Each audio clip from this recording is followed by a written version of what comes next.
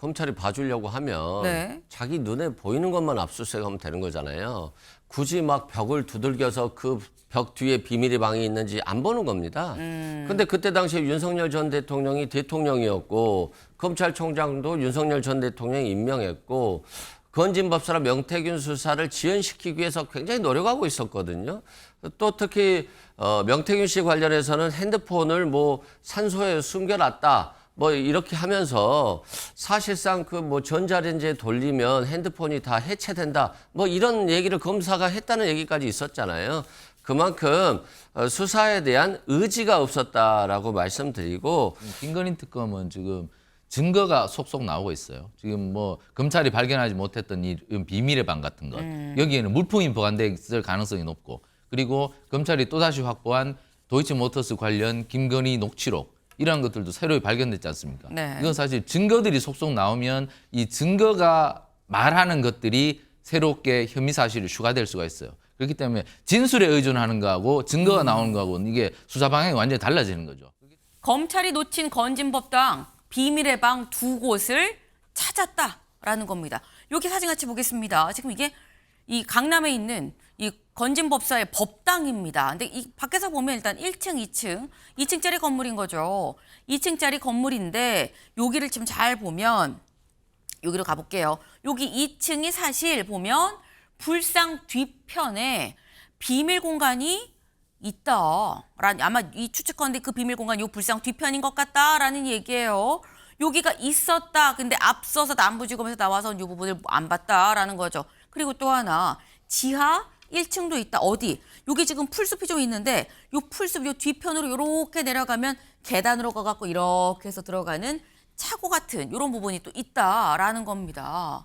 그래서 앞서서 이 부분 압수수색을 안 했었는데 이번에 김건희 특검에서는 이 부분을 직접 들어가서 다 사사지 훑고 나왔다. 들리는 얘기에 의하면 막 책 한 장 한 장 낱장을 다 보고 했었다고 해요. 그만큼 낱낱이 다 찾아보고 나왔다라는 건데 그럼 여기서 드는 의문이 이승훈 변호사님 이겁니다. 지난번엔 못 보고 왜 이번엔 봤느냐라는 거죠. 실은 이제 뭐 검찰이 봐주려고 하면 네. 자기 눈에 보이는 것만 압수수색하면 되는 거잖아요. 굳이 막 벽을 두들겨서 그 벽 뒤에 비밀의 방이 있는지 안 보는 겁니다. 근데 그때 당시에 윤석열 전 대통령이 대통령이었고 검찰총장도 윤석열 전 대통령이 임명했고 건진법사랑 명태균 수사를 지연시키기 위해서 굉장히 노력하고 있었거든요. 또 특히 명태균 씨 관련해서는 핸드폰을 뭐 산소에 숨겨놨다. 뭐 이렇게 하면서 사실상 그 뭐 전자레인지에 돌리면 핸드폰이 다 해체된다. 뭐 이런 얘기를 검사가 했다는 얘기까지 있었잖아요. 그만큼 수사에 대한 의지가 없었다라고 말씀드리고 굉장히 저렇게 숨겨져 있는 방들, 숨겨져 있는 공간들은 굉장히 비밀하잖아요. 안락하고요. 그러면 뇌물을 주려고 오는 사람, 공천 받으려고 하는 사람, 네. 인사청탁을 하려고 오는 사람들이 저기에 그냥 안락하게 들어가서 비밀 대화를 나누고 돈이 건네지고 며칠 뒤에 공천을 받고 인사가 되는 거죠. 그러면 그 공천이나 인사권은 누구에게 있겠습니까? 결국 김건희 여사나 윤석열 전 대통령으로 향할 겁니다. 그러면 이것에 대한 수사도 결국 이분들을 불러야 되는 것인데 네.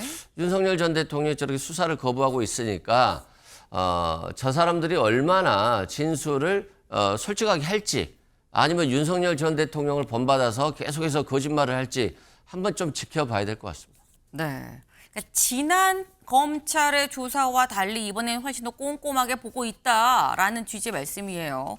그렇기 때문에 지난번에 안 보고 지나갔던 부분까지도 지금 싹 다 낱낱이 지금 보고 있는 거 아니겠느냐라는 말씀인 건데 관련해서 사실 다음 기사 볼까요? 어제 압수수색에서 나온 건 아니긴 합니다만 동아일보 같이 보겠습니다. 건진과 처남 찰리 휴대전화 2대씩 압수했다라는 거죠. 여기에 이제 공천 인사청탁 수사 부분이 요 휴대전화 압수한 휴대전화를 갖고 좀 이루어지지 않겠느냐라는 거예요. 지금 건진법사 그리고 건진법사의 처남 이른바 찰리라고 얘기되는 이 사람의 휴대전화를 2대씩 총 4대를 압수했다라는 건데 이게 그럼 아까 거기 비밀의 방에서 나온 거야 라고 생각하실 수 있습니다만 거기서 나온 거는 아닙니다. 여기 좀 같이 볼까요? 특검은 이날 전 씨 휴대전화를 보관 중인 걸로 알려진 전 씨 변호인의 법률사무소를 압수수색했습니다. 여기에서 전 씨와 찰리로 불린 이 전 씨의 처남 김모 씨가 사용하던 휴대전화를 각각 2대씩 총 4대를 확보했다. 전 씨 측 관계자는 검찰에 압수됐다가 돌려받아서 변호인이 보관 중이던 휴대전화다라고 얘기를 했고, 검찰 수사 과정에서 이 휴대전화 안에 있었던 내용이 요거였었다는 거죠. 자신의 딸한테 문자 메시지로 신모 행정관은 찰리 몫으로 들어간 거니까 언제든지 쓸 수 있어 라는 메시지가 요때 요 압수해서 포렌식 결과 나왔던 거다. 근데 그렇다고는 여기서 또는 의문이 이런 게 있어요.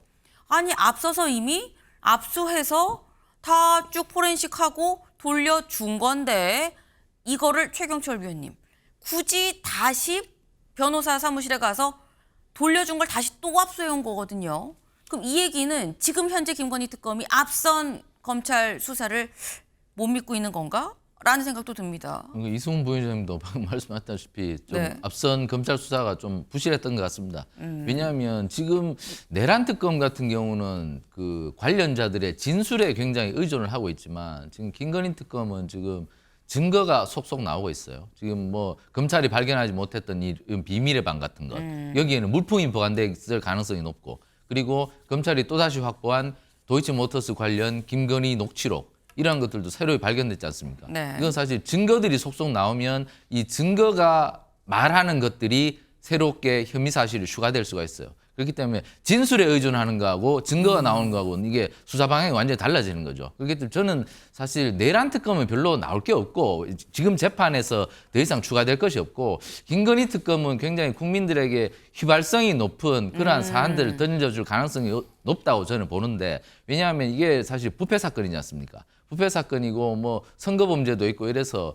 국민들이 분노하시기에 딱 맞는 그러한 사안들이 많아서 더욱이 검찰의 부실 수사까지 불거지고 새로운 증거들이 속속 나오면서 여기에 굉장히 김건희 여사는 굉장히 불리해질 가능성이 높다. 김건희 여사 물론 제가 아까 모두 말씀드렸다시피 구속을 각오하고 있답니다. 그만큼 거기에 대해서 뭐 혐의에 대해서 방어도 잘 하겠다는 그런 생각도 하고 있다는데, 네. 그러나 이렇게 증거가 많이 나오면 굉장히 불리해질 수가 있다. 그렇기 때문에 뭐 지금 특검이 이왕 수사를 시작했는 김에 좀 제대로 수사를 해서 국민들 의혹을 잘 해소시켜 주시길 기대합니다. 네. 지금 말씀은 내란 특검보다도 사실상 특검이 가장 많은 성과를 좀 이번에 낼 거라고 예상이 되는 건 오히려 김건희 특검이다. 뭔가 자꾸 뭔가 증거가 좀 추가적으로 나오지 않고 나오는 거 아니겠느냐라고 지금 말씀을 하셨어요. 그리고 실제로 어제 첫 체포영장도 지금 현재 청구를 했습니다. 누구에 대해서 다음 기사 볼까요?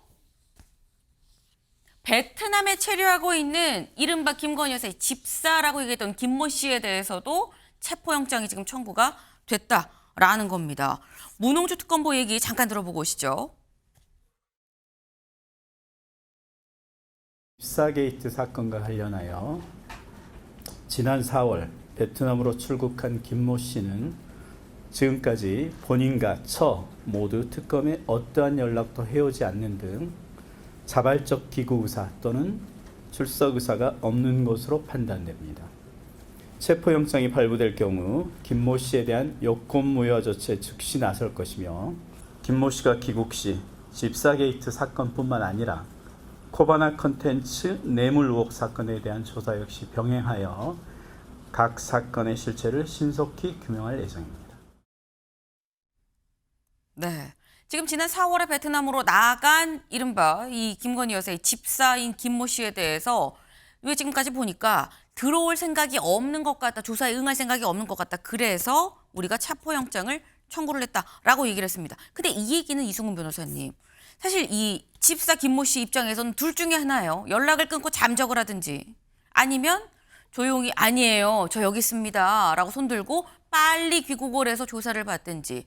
사실 길은 두 개라고 저희는 봅니다만 둘 중에 어떤 길을 갈 거라고 예상을 하십니까? 일단 아직 마음의 결정은 못한 것 같아요. 네. 언론에는 자신이 수사받을 수 있다. 김건희 씨와 관련이 없다. 뭐 이런 얘기들을 하는 거잖아요. 네. 그럼 수사도 받고 자신은 잘못이 없고 김건희 여사하고 관련성도 없다라고 하면서 정작 특검했다는 얘기는 안 하는 거예요. 네. 수사받으러 오겠다. 그러니까 기다리다 체포영장 청구하고 여권 무효화 조치를 했잖아요. 그런데 범죄 혐의가 이분도 돌아오면 100% 구속이 될 것 같아요. 왜 그러냐면 특검이 구성되자마자 집도 팔고 사무실도 이전해서 네. 증거를 인멸했거든요. 그리고 자본자식 상태의 회사에 180억이라는 돈을 받아요. 그러면 굉장한 힘이 작용되는 거잖아요. 돈 준 사람들이 뭐 카카오라든가 한국증권금융, HS효성도 굉장히 대기업과 관련된 기업들이에요. 네. 그러면 민원이라든가 수사라든가 굉장히 중요한 일들이 있었을 것이다. 근데 이게 해결됐을 가능성이 굉장히 높다. 그러면 이것도 김건희 여사의 힘이 없다라고 하면 불가능하지 않았을까라는 생각 때문에 지금 그냥 들어가서 김건희 여사도 다 불고 자신도 구속될까?